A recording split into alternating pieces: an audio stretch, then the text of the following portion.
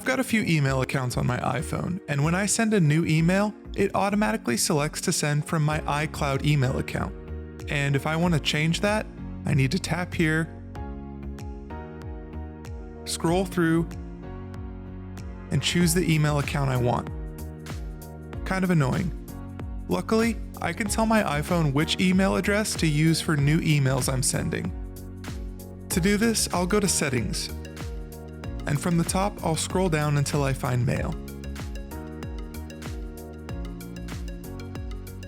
Then, I'll scroll down to the very bottom and tap the Default Account option.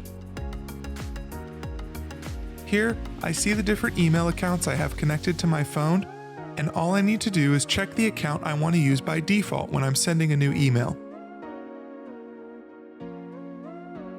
Then, when I open up my Mail app and send a new email, the account I chose is the default one used when I send an email, and we're ready to keep conquering the world.